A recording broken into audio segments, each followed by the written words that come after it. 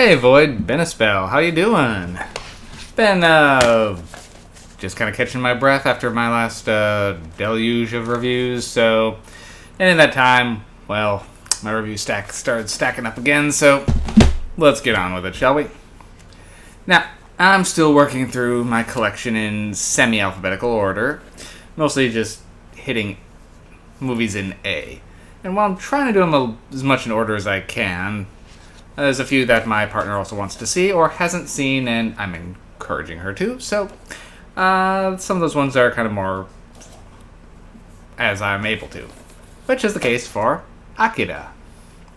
Now, Akira is a movie I've seen several times before, but she never had, and since she enjoys anime as much as I do, well, there we go. So, this one's always an experience. So, it's widely regarded as one of the original animes to really bring anime to Western audiences. Back in 88 is when the movie released. I'm not sure when it hit America. But it was a big theatrical experience, and, well, it definitely still holds up. It has a lot of power, but you have to be ready in the right mood for Akira, because this movie it's a heavy one. And also, if it does take a viewing or two before everything really does sink in on it. It is kind of a beast. But I'll do my best here. So, while I really enjoyed it overall, it can be a bit polarizing. People who really love this movie really love Akira. But there's plenty of people who didn't really care for it. Mostly just because it can be hard to sink into the subject matter. One of my younger siblings, to quote them, ended up saying, "I can recognize it's a great movie, but I didn't like it." But, well, I can kind of understand it. It's a heavy one. So, this one was based on a manga of the same name. However, the manga is vastly different and actually is many volumes long, and this one condenses it all into like a 2-hour running time. And also, the manga wasn't finished when the movie was coming out.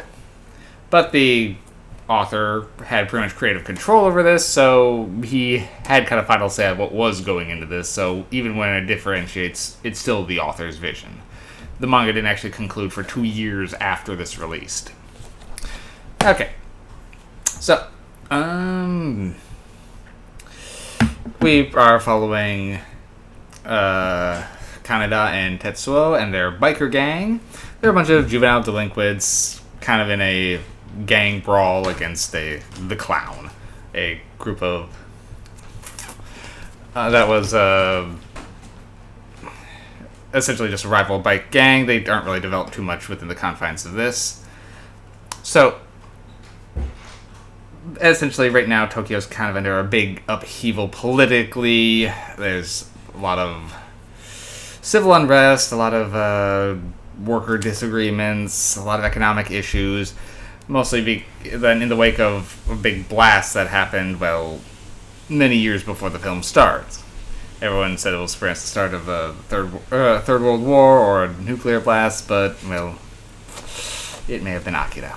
But anyway, the government is researching various projects around with military applications, including a group of psychic children, and several activists are trying to help these kids escape, and they kind of cross paths and get pretty much collide with the biker gang.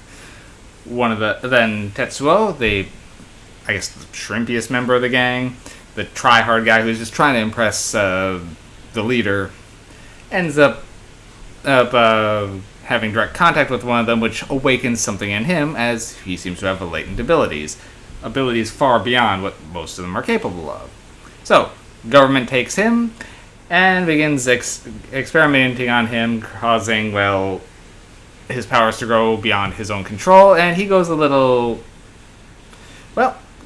Chronicle. Chronicle is actually kind of a good comparison for how it went, despite coming so mmany years later. I was getting that feel like Chronicle definitely pulled a lot from Akira. Anyway, he just then Tetsuo decides that he's going to just take over pretty much the city, take over his gang as he rides his power high. Kanedaaaaa is busy trying to schmooze one of the cute activists named Kei. However, they are trying to break in, rescue Tetsuo, and well, however, the more he uses his powers, the more out of control they get. And Kanedaaaaa realizes he has to stop his friend for the good of the entire city. While Tesuo begins seeking Akira. Well, so there's a lot going on here. It really feels like you were pulled into this world, and it develops it very well, very quickly. But there is so much going on; it can take multiple viewings for everything to sink in for what is going on and how much is happening. Particularly when it gets more existential and mental towards the end, particularly with who, what, and how about Akira.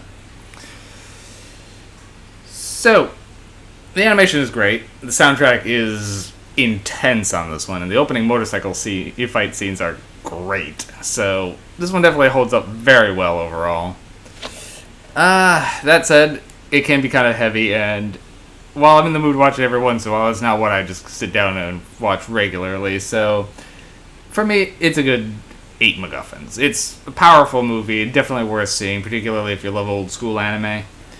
But, yeah, it definitely gets into some dark things with the government putting down riots, an attempted sexual assault, people's heads exploding. It doesn't shy away from blood and some grisly moments, and one character getting crushed to death by waves of flesh. It can get a little tough. So, this is one of the few animes that actually gets an actual rating, and it's a hard R. So yeah, definitely worth a watch, and I highly encourage people to seek it out. But again, this one might not be for everything, but it's kind of one of the grandfathers of like the cyberpunk kind of type. It doesn't quite go all the way into that, not like Armitage, which coming up later, but definitely hits some of those notes. So, highly recommend. Check it out. 8 MacGuffins. See you later, Void.